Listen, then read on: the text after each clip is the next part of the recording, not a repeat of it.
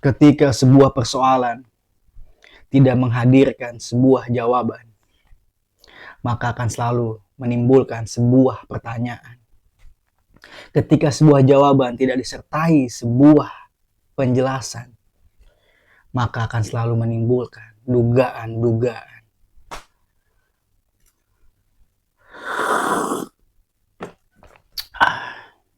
Ngops lah.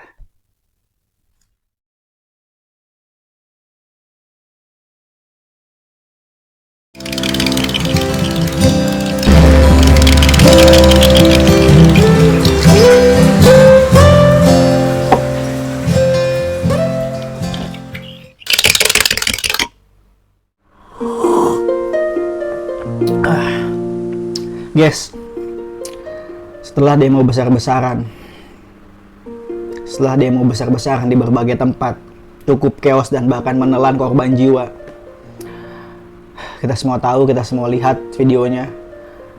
Di tengah kondisi chaos, ada satu korban dilindas barakuda dan meninggal. Peristiwa demo yang cukup miris ya. Bagaimana kondisi rakyat lagi susah,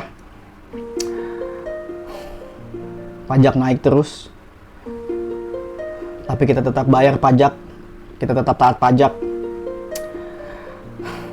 tapi DPR dapat tunjangan, dan di saat yang bersamaan mereka seolah tidak menunjukkan empati, mereka malah seolah-olah menantang, mengatakan rakyat tolol, dan bacot-bacot ngasal lainnya.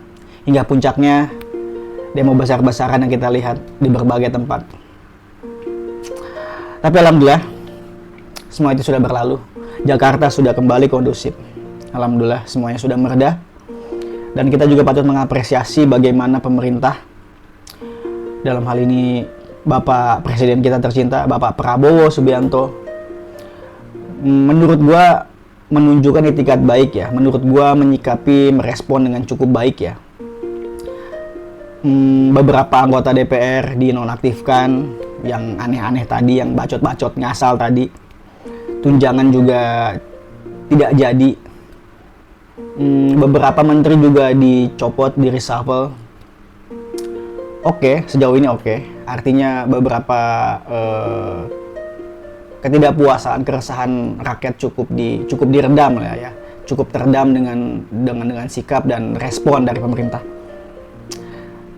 Entah cuma gimmick atau ya memang upaya untuk mendengar dan memahami apa-apa yang menjadi aspirasi atau keresahan rakyat. Terlepas daripada itu, kita patut mengapresiasi, itu poinnya. Tapi masalah tidak selesai di situ, guys. Demo sudah berlalu. Kita tahu apa penyebabnya. Setelah demo usai, berangsur membaik, pertanyaan muncul. Siapakah dalang di balik semua ini? Siapakah mastermind? Siapakah dalang di balik kerusuhan atau demo ricuh di berbagai tempat? Menarik.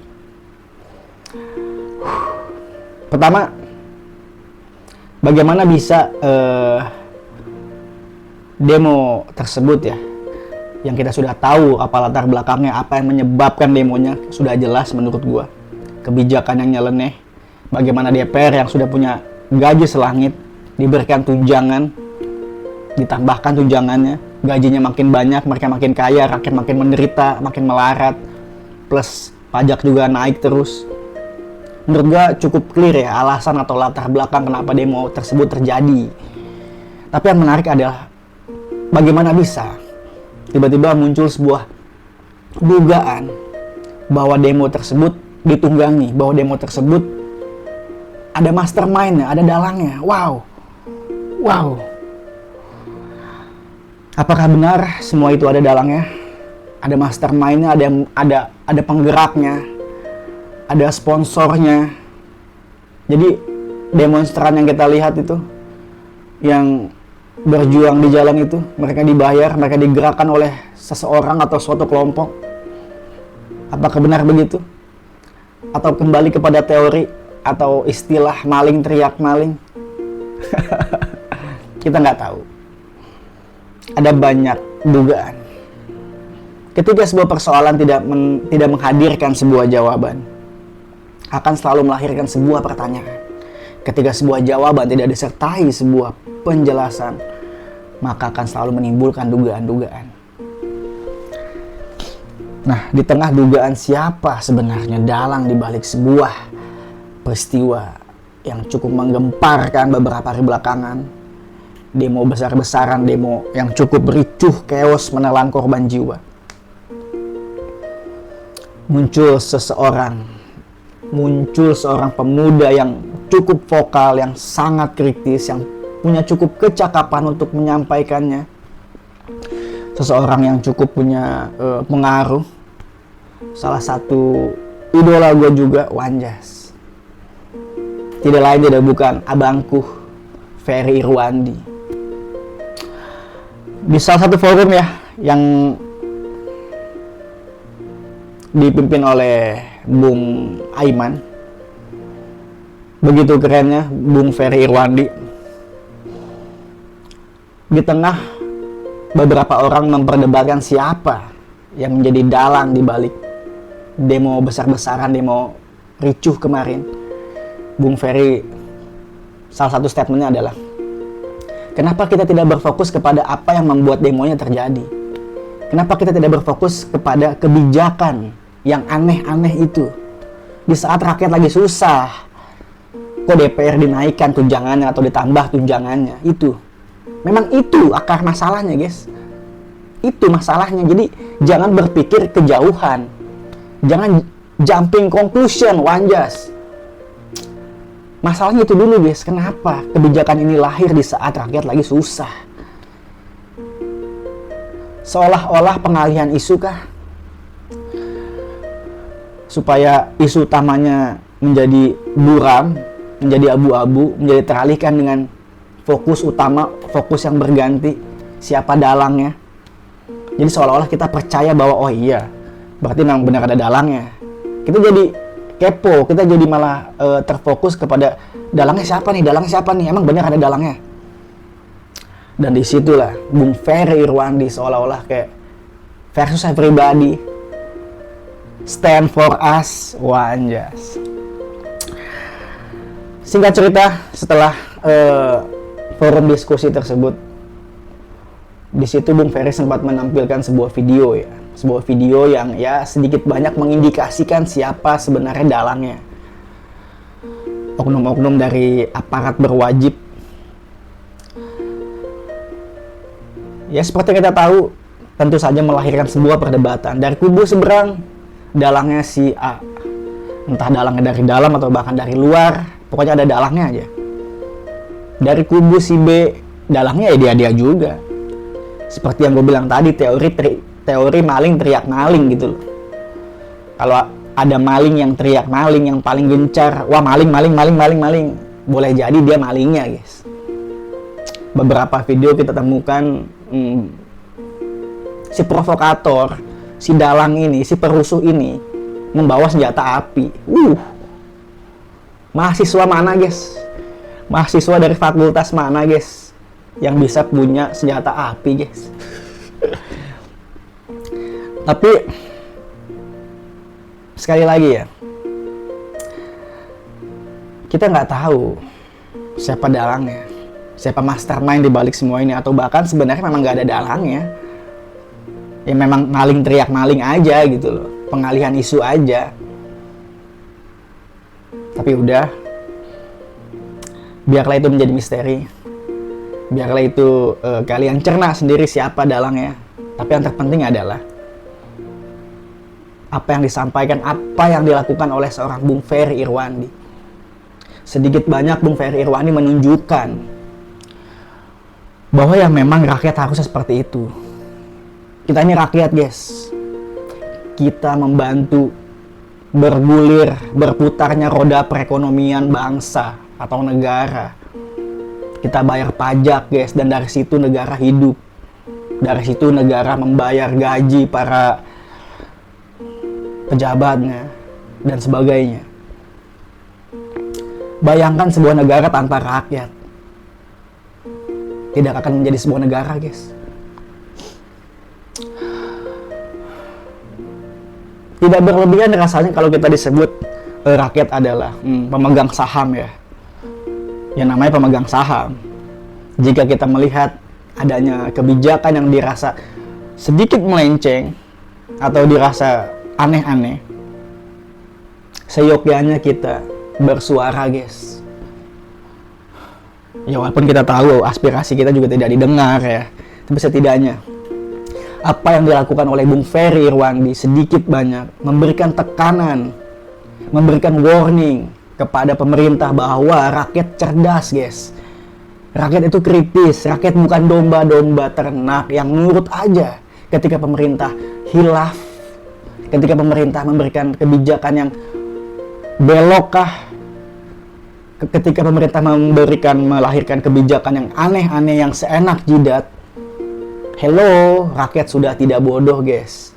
Rakyat sudah berani, rakyat sudah cerdas, rakyat sudah kritis. Dan representasinya adalah Bung Ferry Irwandi. Di titik ini kita perlu bersyukur, kita perlu berterima kasih kepada sosok Bung Ferry Irwandi. Abangku menyala abangku keren.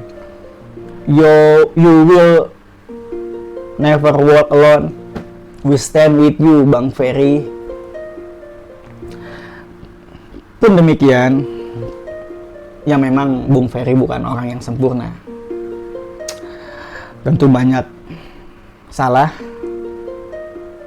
Tapi poinnya adalah, biasakan jangan menilai orang dari siapa dia.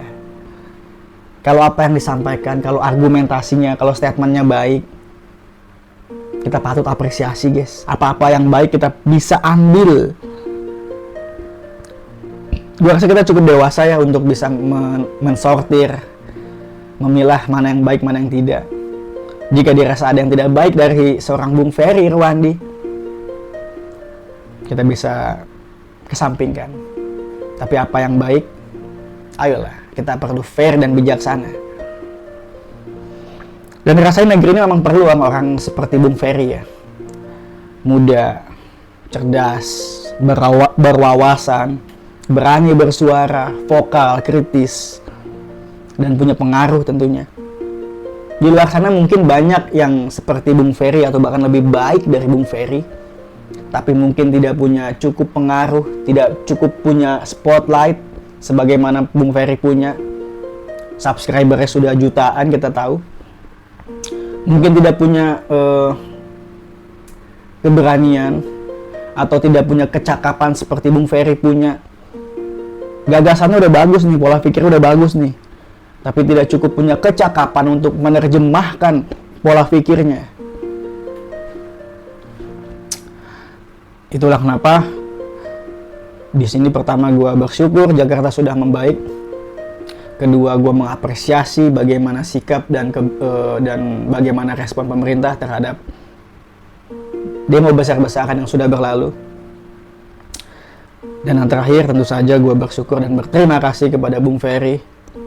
Semoga pergerakan, aksi, dan apa-apa yang ditampilkan Bung Ferry menginspirasi banyak pemuda-pemudi bangsa bahwa ingat kita rakyat. Kita nggak bisa menutup mata dan telinga terhadap berjalan pemerintahan, guys. Memang kalau dipikir-pikir, apa untungnya bagi seorang Ferry Irwandi? Hidupnya udah enak, segalanya udah cukup. Kenapa harus mempertaruhkan segalanya? Kenapa harus mempertaruhkan diri untuk dijebloskan ke penjara? Seperti yang kita tahu beberapa hari belakangan sempat ada teror lah, intimidasi lah, yaitu sebuah resiko ya dari sebuah aksi. Seperti yang sering disampaikan Bung Ferry, teori kausalitas, di mana ada sebab akibat ya. Bung Ferry cukup kritis, cukup vokal, cukup berani, dan jika dirasa pemerintah, wah ini Bung Ferry sosok yang meresahkan, ya risikonya adalah ya tadi, akan dibalas dengan intimidasi, upaya-upaya menjebloskan Bung Ferry ke penjara untuk diredam, untuk dibungkam. Tapi sekali lagi kita rakyat, kita bukan domba ternak. Menyala bangku.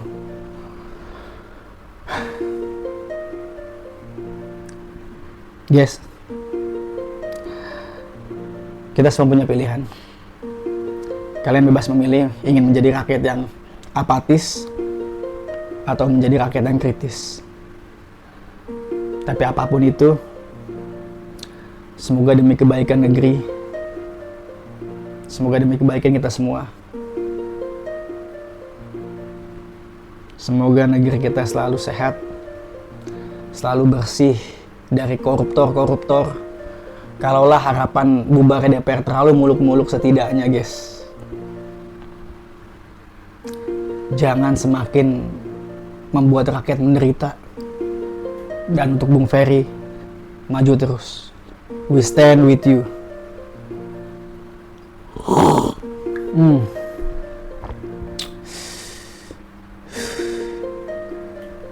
Jika sebuah keajaiban ya, Bung Ferry Irwandi menonton video ini dengan segala apa adanya, dengan segala keterbatasan public speaking gua. Semoga sedikit banyak ini membuat Bung Ferry semakin semangat bahwa pergerakan Bung Ferry banyak dilihat orang, banyak didukung orang, salah satunya gua. Teman-teman Ngops, sehat dan sukses selalu. Assalamualaikum warahmatullahi wabarakatuh. Ngops lah.